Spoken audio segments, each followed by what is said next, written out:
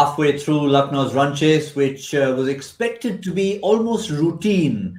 But when you've lost the cream of your batting, particularly the two men who have created such an impact, KL Rahul and Quinton de Kock, that too in the same game, it tends to play a very different role as far as the outfit in turquoise are concerned. 178 appeared below par, but in the context of where Lucknow are right now, it's starting to look like a very good total. That's why we're here on Cricbuzz Comm Box, to try and see just how we feel, how we assess it, Lisa. Obviously, 178, we were all in agreement that it's a few runs short. But when Rahul and de Kock go in the power play, something is amiss there.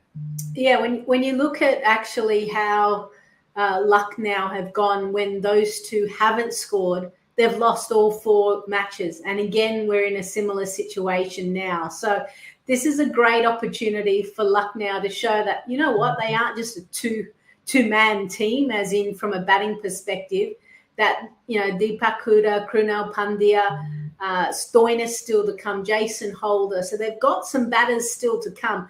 Yet I still feel that they're messing around with their batting order. It is driving me insane.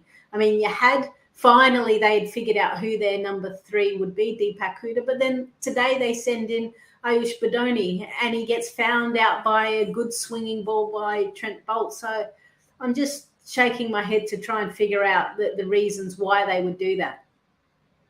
But yeah, all this time when we referred to teams who are maybe relying a little too much on one player, the only one that would come to mind are the opposition. Buttler, if not Buttler, but Rajasthan seem to have found ways to play without Buttler. Lucknow, as you said, 4 matches when de Kock and Rahul have failed, lost all 4. This could be number 5. So, and yet on paper, they seem to have enough personnel. Yeah, they do.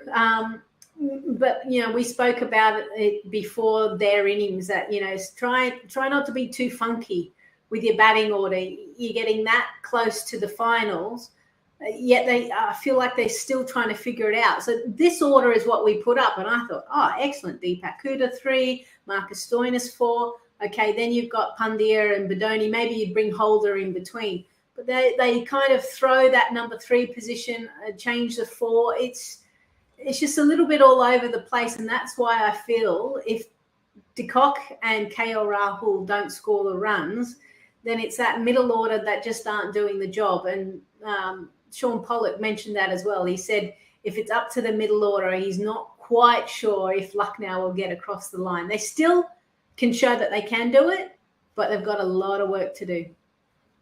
Well, let's have a look at the bowling, and it was led by the man who showed his batting skills towards the end of the Rajasthan innings. Just when they said, look, Boult can hit boundaries, but don't expect much from him, he started smacking them and got them those few extra 15-20 that they needed. But what about his bowling spell? 3 overs, 2 for 9 up front. This was the Boult that we remember, probably even from the Mumbai days. Yeah, as soon as he starts to swing the ball into the right-handers, you know that he's dangerous, and got the seam in the perfect position. So great in that with the new ball, and he was able to take 2 wickets in 2 balls and almost create havoc on the 3rd ball, even the 4th ball. So, and straight after that over, then they were able to, Rajasthan, only go for another 1 run, I think in the 4th, and 1 run in the 5th. So talk about putting pressure on the back end of a power play, pick up 2 wickets, but then hardly leak any runs. It was the perfect start for Rajasthan. But the one little change that we have seen, and it's come during the course of our discussion on Cricbuzz Comm Box, no, it's not a wicket. It's the fact that they've gone after their talisman in Yuzvendra Chahal.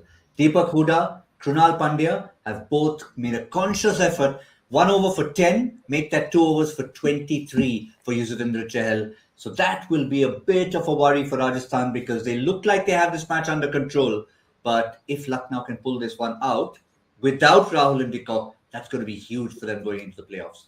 Oh, it'll be massive. And we know that Rajasthan have done very well. Chahal, Ashwin has done the job from the spinner's point of view to be able to squeeze, especially in those middle overs. So sometimes you're kind of pegged into a corner and you've got to actually come out fighting, and that's exactly what they've done against Chahal. So sometimes if you target the main bowler, the linchpin, the one that they kind of rely on the most, then you might just be able to upset the rest.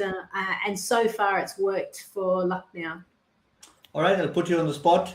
We've seen Rajasthan play with a formula, 5 bowlers, not really departed from that. But when your main bowler, as you just said, Lisa, goes for a few, 23 and 2, you've got to look around the field. There is Nisham, there is Riyan Parag. Who do you think he goes to? Who does he go to? I think you still go back to Chahal. I don't think you sway too much. Maybe hold him back a little bit longer. Maybe rotate your fast bowlers through. But he's a class bowler. And, you know, today would have been a tough day for him with Andrew Symonds, a close friend of him. So no doubt he'll want to put in a good performance for Andrew Symonds. I certainly would do. And we remember Ravi Bishnoi's spell. Started out looking as he was going to go for 50 in his 4. Not the greatest start. Came back with 2 for 31. That's what Chahal should do, is take a leaf out of his book. At the moment, match looks in the balance. It's advantage Rajasthan, but Lucknow just starting to crawl their way back. Plenty to talk about when we come back at the end.